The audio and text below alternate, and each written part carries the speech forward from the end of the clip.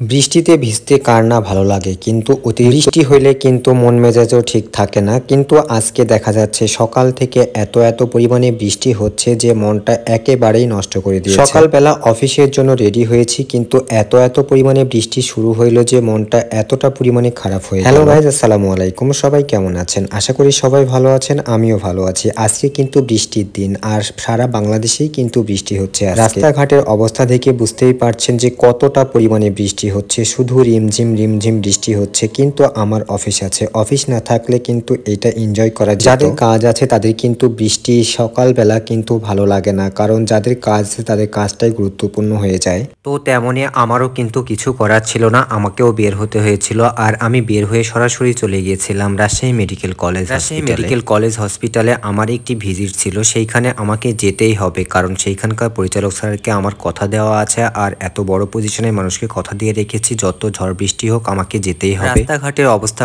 খুবই খারাপ ছিল, আর লক্ষ্মীপুরের অবস্থা তো আরো খারাপ। আর বৃষ্টির মধ্যে আমার পাটা সবকিছু ভিজে গিয়েছে, আর আমার প্যান্টেরও কিন্তু অর্ধেক ভিজে গিয়েছিল। আমি কিন্তু ভাবছিলাম যে না, বৃষ্টির মধ্যে আর হাঁটবো না, আর এই বৃষ্টির মধ্যে একটু এনজয় করা যাক। আর এনজয় করার জন্য একটু চা খেয়ে নিলাম। চা খাওয়াটাও কিন্তু একটি এনজয়ের মধ্যে পড়ে। এই মানুষগুলো দেখেন কত কষ্ট করে ইনকাম করছে, তারা কিন্তু এত বৃষ্টির মধ্যেও কিন্তু রিক্সা চালাচ্ছে। আর এই রিমঝিম বৃষ্টিতে কিন্তু রিক্সা চালিয়েই যাচ্ছে তারা, তাদের কিন্তু মনে হয় ভালোই লাগছে। এদিকে দেখছি সবাই কিন্তু বসে আছে, এত বৃষ্টির মধ্যে কেউ নামতে পারেনি রাস্তার মধ্যে। মাঝে মধ্যে কিন্তু আমি দাঁড়িয়ে থাকছি কোনো দোকানের কিনারায়, কারণ দোকানের কিনারায় দাঁড়িয়ে থাকতে ভালোও লাগছে। অনেকেই দাঁড়িয়ে আছে, তাদের সাথে একটু করে গল্পও করছি। অলরেডি কিন্তু লাঞ্চের টাইম হয়ে গিয়েছে, আর লাঞ্চের জন্য কিন্তু আমি বাসায় চলে এসেছি। প্রতিদিন আমি বাসায় আসি না, তারপরেও কিন্তু আজকে চলে আসলাম এই কারণে যে বাসায় রান্না করা আছে, একটু বাসাতেই যাই। অলরেডি কিন্তু আমি বাসায় চলে আসছি, আর আমার বাসাটা 6 তলায়। আমার উঠতে অনেক কষ্ট হচ্ছিল আজকে। তারপরে লাঞ্চ শেষ করে আবারও বের হয়ে গেলাম আমি। অফিসে আমাকে যেতেই হবে। এখন আবার দেখছি যে পুরো রাস্তায় এত রোদ উঠেছে, দেখেন কখনো রোদ কখনো বৃষ্টি।